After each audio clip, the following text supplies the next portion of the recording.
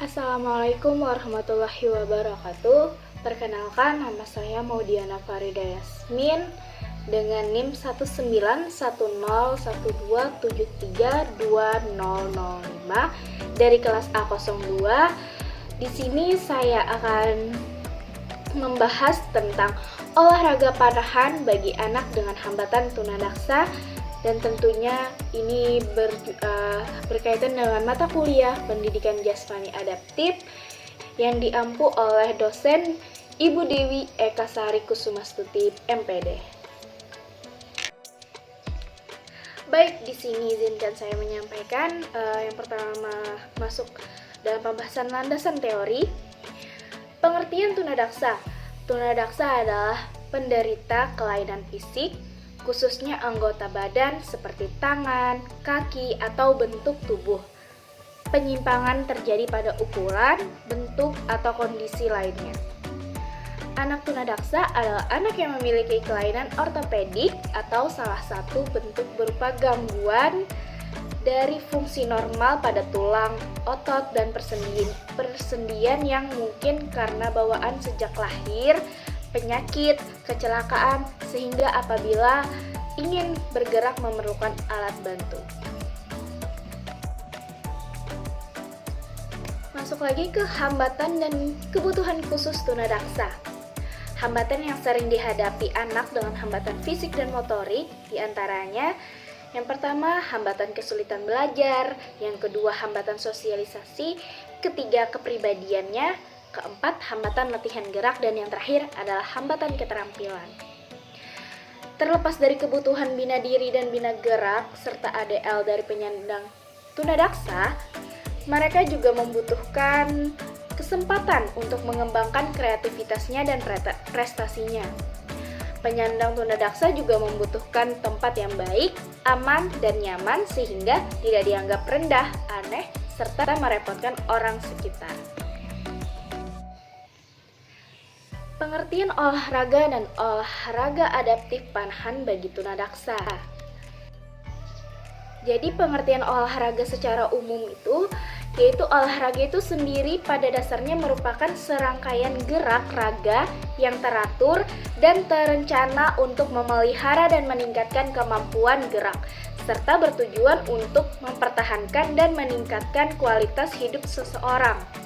Hal tersebut sejalan dengan yang diamanatkan dalam Undang-Undang Sistem Keolahragaan Nasional Nomor 3 Tahun 2005 bahwa olahraga adalah segala kegiatan yang sistematis untuk mendorong, membina, serta mengembangkan potensi jasmani, rohani, dan sosial. Olahraga panahan bagi tunadaksa sendiri merupakan olahraga yang berdasarkan pada kemampuan raga yang masih ada serta dimodifikasi untuk menyesuaikan kebutuhan seseorang yang berkebutuhan khusus. Kategorinya dibagi menjadi 3 kelas, yaitu antara lain yang pertama ARW 1, yaitu atlet yang menggunakan kursi roda dengan cacat di seluruh keempat tungkai, dan ARW 2, yaitu atlet pengguna kursi roda namun kedua tangan masih berfungsi baik. Dan yang terakhir ada ARST, yaitu berdiri. Para atlet berkompetisi sambil berdiri termasuk mereka yang membutuhkan alat bantu berdiri karena keseimbangan yang buruk. Baik, seluk-beluk olahraga adaptif panahan bagi tunadaksa.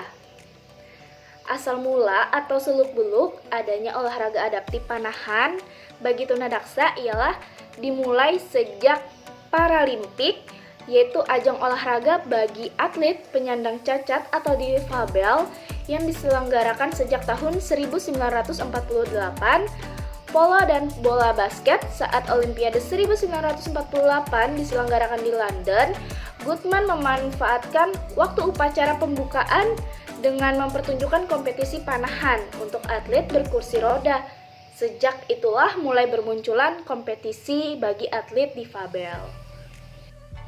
Nah, jadi tujuan dan manfaat olahraga adaptif panahan bagi tunadaksa sendiri, yang pertama meningkatkan koordinasi mata dan tangan, kedua menyehatkan jantung, meningkatkan kekuatan tubuh, yang Keempat, membangun kekuatan otot, meningkatkan fokus dan konsentrasi.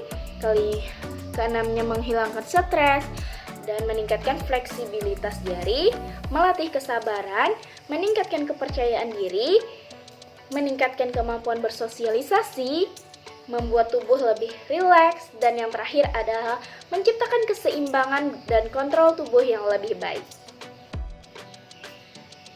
Jadi komponen atau unsur yang diadaptasikan itu pertama, memasang ekor panah atau knocking.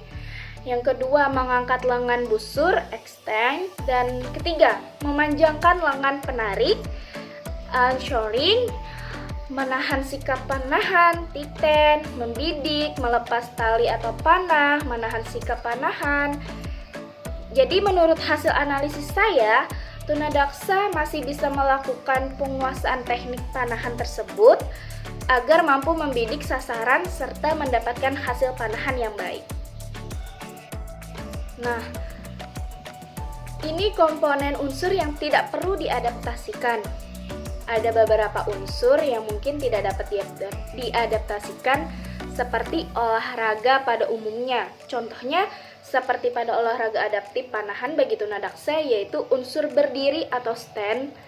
Unsur ini tidak perlu diadaptasikan karena kebanyakan atau pada umumnya penyandang tunadaksa yang mengikuti olahraga panahan ini yang mempunyai masalah pada kakinya, sehingga ia hanya menggunakan kursi roda untuk membantunya bermobilitas. Kemudian, peraturan dan cara bermain olahraga panahan bagi tunadaksa. Peraturan ruang lingkup atau peraturan dalam olahraga panahan antara lain: yang pertama, lapangan panahan. Kedua, kostum panah. Yang ketiga, istilah dalam olahraga panahan. Keempat, turnamen. Kelima, poin. Keenam, papan sasaran panahan. Ketujuh, ronde panahan. Dan yang terakhir, hal-hal yang wajib diketahui pemanah. Lalu cara bermainnya, yang pertama, sikap berdiri atau stand. Dan yang kedua, memasang ekor panah atau knocking. Yang ketiga, mengangkat lengan busur atau extend. Dan keempat, menarik tali busur atau drawing. Kelima, memanjangkan lengan penarik, unshoring. Keenam, menahan sikap panahan. Ketujuh, membidik. Kedelapan, melepas tali atau panah. Dan yang terakhir adalah menahan sikap panahan atau after hold.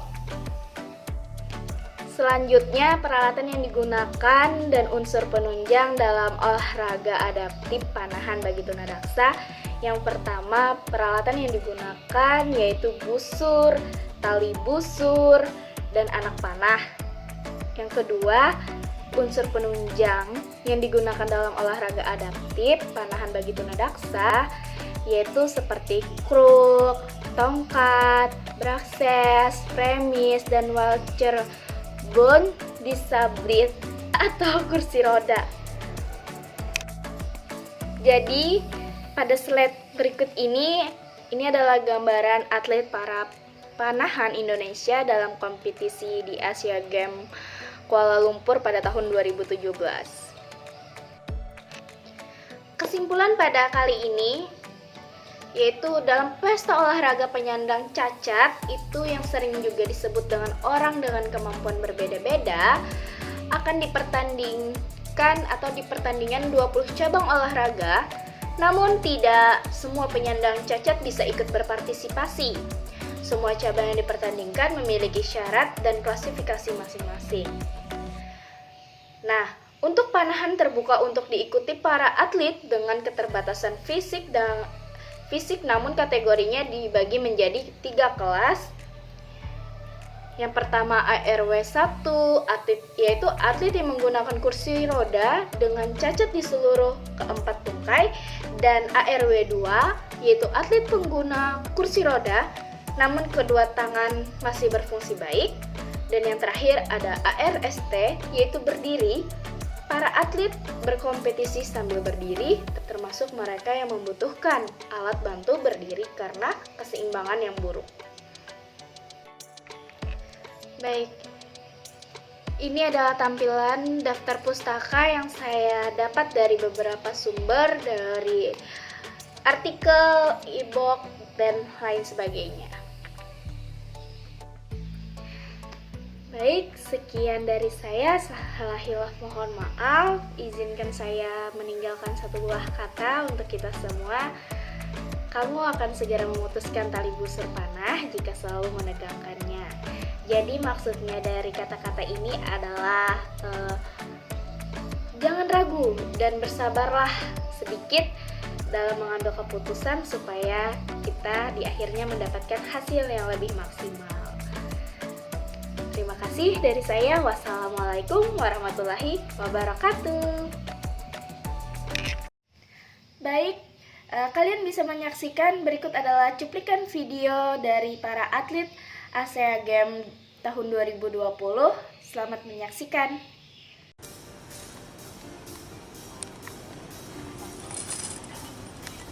Sebanyak 12 pemanah putra dan putri cabang olahraga panahan NPC Indonesia siap berangkat ke ASEAN Para Games 2020 Filipina Maret mendatang. Mereka optimis bisa meraih medali untuk kebanggaan bangsa dan negara.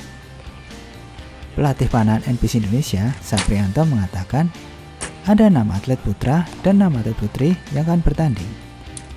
Mereka adalah Fitriansyah, Ken Swagumilang, M. Ali, Setiawan, Dio, Abror untuk atlet putra. Kemudian untuk putri, ada Irmawati, Tuwariah, Tuti Yumiati, Nini Omardiani, Ijah Khadijah, dan Sumiarti.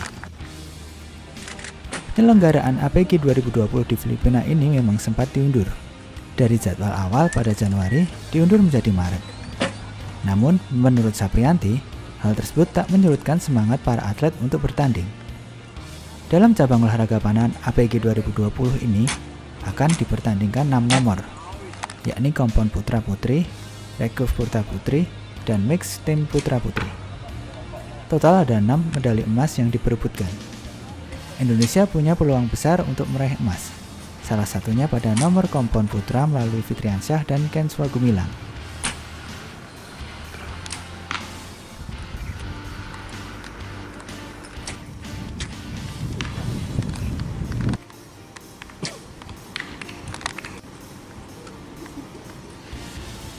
Ya, untuk persiapan sekarang memang kita karena ada penundaan, jadi kita juga kembali ke program khusus untuk persiapan 2 bulan ke depan. Ada berapa atlet yang dipesan Untuk sekarang memang diplot 12 atlet dari 2 divisi yang kita persiapkan. ya, apa saja? Dari recurve, putra putri ada 6 orang, recurve kompon 6 orang, putra putri. Terus target dari NPC sendiri untuk panah? Untuk target kita seperti yang sudah kita sampaikan ke NPC bahwa panahan 1 emas, 3 perak, 2 perunggu. 1 emas itu dari nomor apa? Putra, putri? Untuk target memang setelah kita melihat hasil tryout kemarin di Thailand bahwa kita akan menargetkan di kompon putra untuk medali emas. Atas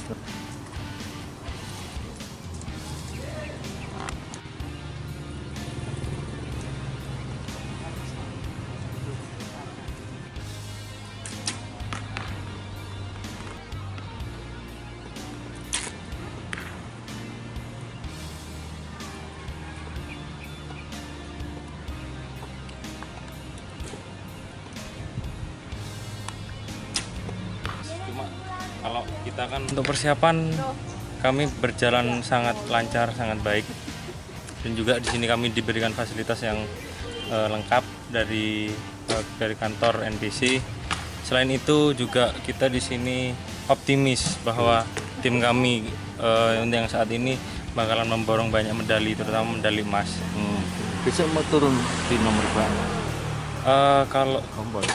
untuk kompon saya bakalan turun di nomor individual untuk total skor. Nanti setelah total skor itu akan ada penentuan untuk mix team. Jadi siapa yang paling tinggi di kompon putra dan siapa yang paling tinggi di kompon putri, mereka yang akan masuk dalam mix team.